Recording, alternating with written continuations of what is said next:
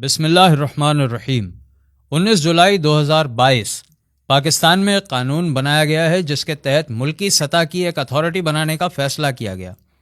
اس authority کا نام پہلے رحمت للعالمین اتھارٹی رکھا جانا تھا، لیکن عمران حکومت کے جانے کے بعد اس کا نام مزید بدلا گیا اور نیا نام ہوا نیشنل رحمت للعالمین و خاتم النبیین اتھارٹی۔ تو آئیے پہلے اس کی کچھ ذمہ داریوں پہ ایک نظر ڈالتے ہیں اور پھر ہم آپ کو بتاتے ہیں کہ اس ملک کی حکومتیں دین کا نام استعمال کر کے کیا کھیل کھیل رہی ہیں۔ اس ایکٹ کے آرٹیکل 8 میں اتھارٹی کی پاورز یعنی اختیارات اور فنکشنز یعنی کاموں کا ذکر ہے۔ آرٹیکل 8A کہتا ہے کہ قوم کی کردار سازی کے ذریعے ملک کو ریاست مدینہ کی طرز پہ تعمیر کرنا، جس کی بنیاد انصاف، قانون کی عملداری اور فلاحی ریاست کے ماڈل پر ہوگی۔ یہ بات سن کر آپ خوش ہوئے ہوں گے۔ آرٹیکل 8 کا کلوز T سنیں آپ اور خوش ہو جائیں گے۔ قادیانیوں، احمدیوں، لاہوریوں، یہودیوں اور وہ تمام ادارے، تنظیمیں اور مذاہب جو اسلام اور پاکستان کے دشمن ہیں، ان کی ہر حرکت پر گہری نگاہ رکھی جائے گی اور ان کے پروپیگنڈا اور ایکشنز کو روکنے کے لیے تمام تر قانونی کارروائی کی جائے گی۔ لیکن ہوا کیا؟ شہباز شریف نے جاتے جاتے نیشنل رحمت للعالمین و خاتم النبیین اتھارٹی کا چیئرمین بنا دیا ہے خورشید احمد ندیم نامی صحافی و کالم نگار کو۔ خورشید احمد ندیم کی تعیناتی کی وجوہات دو ہو سکتی ہیں۔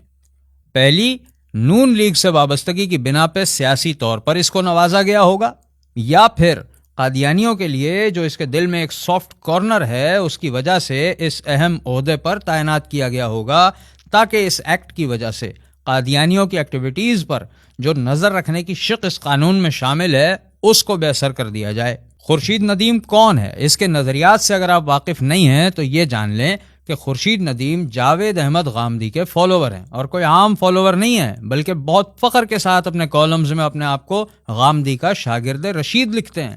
ان کا ویکیپیڈیا بھی دیکھیں تو پہلے ہی جملے میں غامدی کا شاگرد خاص ہونا لکھا ہے۔ اب ذرا قادیانیوں سے متعلق خورشید ندیم کے خیالات بھی دیکھیں۔ اپنے آرٹیکل میں لکھتا ہے، قادیانی مسئلہ مذہب اور ریاست کے باہمی تعلق کی ایک فرع ہے، یعنی اسی سے پیدا ہوا ہے۔ مذہب اور ریاست کے مابین رشتے کا تعین ہمارا اصل مسئلہ ہے۔ جب تک اسے حل نہیں کیا جائے گا اس سے نئی نئی شاخیں اگتی رہیں گی۔ ہر مسلمان جانتا ہے کہ قادیانیوں کے کفر کی بنیادی وجہ ختم نبوت کا انکار کرنا ہے، اور یہ خالصتاً دینی مسئلہ ہے۔ لیکن خورشید ندیم کے نزدیک یہ مسئلہ ریاست کو مذہبی اسٹیٹ بنانے کی وجہ سے ہے۔ مزید دیکھیں، آپ کو یاد ہوگا عمران حکومت میں فائنینشیل ایڈوائزر کے طور پہ ایک نام ڈالا گیا تھا عاطف میاں کا۔ یہ بندہ قادیانی تھا۔ اس کے بارے میں لکھا ہے، عاطف میاں کو ہٹا دیا مگر مسئلہ اب بھی باقی ہے۔ سوال یہ ہے کہ یہ کیسا مسئلہ ہے جسے جتنا حل کیا جاتا ہے اتنا ہی لا ینحل یعنی کہ سولوشن سے دور ہوتا چلا جاتا ہے۔ اسی آرٹیکل میں ایک اور جگہ کیا لکھا ہے وہ بھی دیکھ لیں تو بات پوری سمجھ میں آ جائے گی۔ آگے لکھتا ہے، اس ناکامی کی اس سے بڑی دلیل اور کیا ہوگی کہ ہمارا مذہبی ذہن ایک سفارشی کمیٹی میں بھی ایک ایسے فرد کو گوارا نہیں کر سکا جو ہم سے مختلف مذہبی خیالات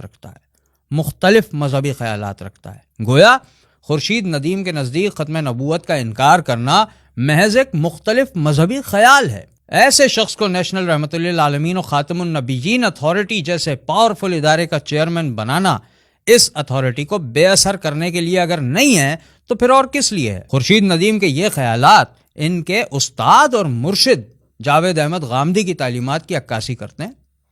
غامدی صاحب قادیانیوں کو کافر نہیں مانتے اور اس بات کا کھلے عام اقرار کرتے ہیں۔ احمدی حضرات کے بارے میں آپ کی کیا رائے ہے؟ کیا وہ مسلمان ہیں؟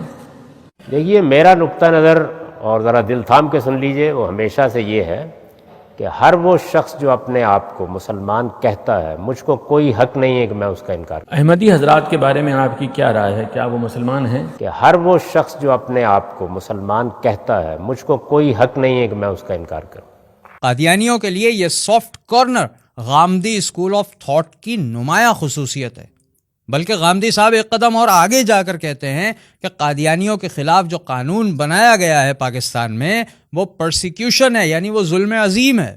1984 میں ضیاء الحق صاحب نے ایک آرڈیننس پاس کیا تھا جس کی وجہ سے احمدیوں کے لیے اپنا مذہب پریکٹس کرنا ناممکن ہو گیا۔ ہمارے علماء میں سے سوائے آپ کے کسی نے اس کی تردید نہیں کی۔ ہمارے علماء نے ظلم کے خلاف بولنا کیوں بند کر دیا؟ یہ تو علماء سے پوچھیے. میں نے تو ہمیشہ یہ کہا ہے کہ یہ پرسیکیوشن ہوئی ہے، اس کا ہمیں کوئی حق نہیں ہے. کسی انسان کے بارے میں یہ فیصلہ کرنا کہ وہ اپنے آپ کو مسلمان نہ کہے، یہ پرسیکیوشن ہے، سری پرسیکیوشن ہے، اس کا کوئی حق نہیں ہے ہم کو. استغفر اللہ العظیم. کفر کو کفر نہ کہنا اور جنہوں نے کہا ان کو ظالم قرار دینا مسلمانوں کے ایمان پر غامدی مکتبہ فکر کا ایک بہت بڑا حملہ ہے. اس کے علاوہ خورشید ندیم سیکولرزم کا ماننے والا ہے. ذرا دیکھیں کیا لکھتا ہے. ہم ریاست کو ایک مذہبی ادارے کے طور پر دیکھتے ہیں، حالانکہ وہ ایک سیاسی ادارہ ہے. اس سیاسی ادارے کو جب ہم مذہبی بنانے کی کوشش کرتے ہیں تو وہ مسائل اٹھ کھڑے ہوتے ہیں جن میں سے ایک مسئلہ قادیانیوں سے متعلق بھی ہے. ہم نے مذہبی معاملات کو ریاست کے وظائف میں شامل کر دیا، حالانکہ وہ اس کے لیے بنی ہی نہیں. آپ کو یہ پتا ہونا چاہیے کہ سیکولرزم نام ہی اس نظریے کا ہے کہ ریاست کا مذہب سے کوئی تعلق نہیں ہونا چاہیے. بنیادی طور پہ یہ جو نظریہ ہے سیکولرزم، یہ خدا کی اتھارٹی کا انکار ہے، اور ایسی اتھارٹی کا انکار کرنے والے آدمی کو رسول اللہ صلی اللہ علیہ وسلم کے نام پر بنائی گئی اتھارٹی کی چیئرمین شپ سونپ دی گئی ہے. مزید لکھا ہے کہ روایتی طبقات بار بار ریاست کو مسلمان بنانے کی کوشش کر رہے ہیں. انہیں یہ بات سمجھ میں نہیں آ رہی ہے کہ ریاست تو کوئی ذی عقل وجود نہیں ہے جس کا کوئی مذہب ہو سکتا ہے. اسلامی روایت اور روایت پر قائم رہنے والے علماء کرام سے کس قدر چڑ اس آدمی کے اندر موجود ہے، یہ جملہ خود اس بات کا ثبوت ہے. اس کے علاوہ یہ بات آئین پاکستان سے براہ راست ٹکراتی ہے. آئین پاکستان کا آرٹیکل 2 صاف صاف کہتا ہے کہ پاکستان کا ریاستی مذہب اسلام ہوگا. خورشید ندیم یونیورسٹیز میں بھی جاتے ہیں لیکچرز دینے کے لیے. وہاں پہ دیکھیے کہ اسلامک اسٹڈیز کے طلباء کو کن الفاظ میں سیکولرزم کی دعوت دے رہے ہیں. یہ سنیے. میں یہ کہتا ہوں کہ آپ کے پاس ایک ہی راستہ ہے کہ آپ مذہبی پیراڈائم میں سیکولرزم کو اکوموڈیٹ کریں. جو سبق انہوں نے سیکھا ہے ہمیں بھی سیکھنے کی ضرورت ہے. ایسی باتیں کرنے والے جس آدمی کو آئین کے خلاف جانے پر سزا ہونی چاہیے تھی، غدار قرار دیا جانا چاہیے تھا، اس کو اتنے اہم عہدے سے نواز دیا گیا. پاکستان کی عوام کے ساتھ اس سے بڑا مذاق اور کیا ہو سکتا ہے کہ یہاں کے حکمران اس نام پر آئیں کہ ہمیں عوام نے ووٹ دیے ہیں، اور آنے کے بعد اقتدار کی سیٹ سنبھالنے کے بعد آئین اور اسلام کے غداروں کو اہم عہدوں سے نواز دیں اور ملک کی دینی شناخت کو نقصان پہنچائیں. ایک طرف ہم ہیں، ہم اور آپ آئے دن بڑھنے والی مہنگائی سے پریشان بیٹھے ہیں، اور یہ لوگ عیاشی کے نئے نئے راستے نکالتے جا رہے ہیں. ظاہر ہے کہ یہ ایک اتھارٹی ہے، اس کا سالانہ بجٹ ہوگا، یہ ایک بہت پاورفل ادارہ ہے. خورشید ندیم کی ماہانہ تنخواہ اطلاعات کے مطابق 9 لاکھ روپے ہے.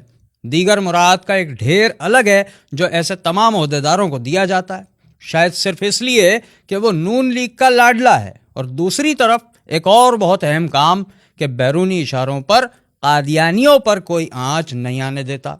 یہ بات بھی اپنے ذہن میں رکھیے کہ یہ ایکٹ بھی JUI جمعیت علماء اسلام کی موجودگی میں ان کی آنکھوں کے سامنے بنا ہے، اور مولانا فضل الرحمان PDM کے چیئرمین ہیں جن کے سامنے یہ سب ہوا ہے.